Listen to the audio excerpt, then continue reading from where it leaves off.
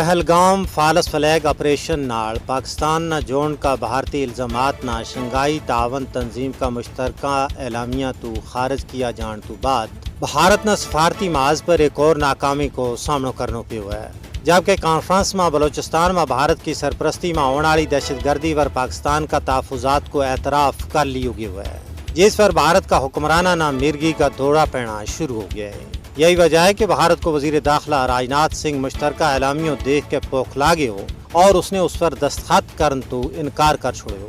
بھارتی میڈیا نے خود اس گل کو اعتراف کر لیا ہے کہ SCO مشترکہ اعلامیہ میں بلوچستان بدامنی میں بھارتی کردار کو ذکر کیا گیا ہے۔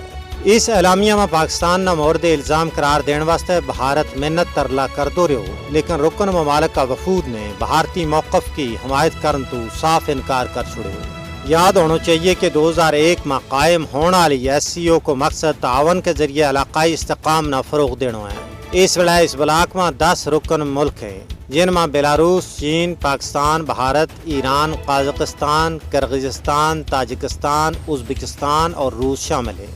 نہ صرف SCO اجلاس میں بلکہ پوری دنیا میں بھارت کو کوڑو پہلگام بیانیوں پٹ گئے ہوئے ہے، جس وجہ نال بھارت نہ سخت ذلت اور رسوائی کو سامنا کرنا پی رہا ہے۔ تجزیہ نگاراں کو کہنا ہے کہ آئندہ بھارت نہ پاکستان پر کوئی بھی الزام لان تو پہلا 100 واری سوچنا چاہیے۔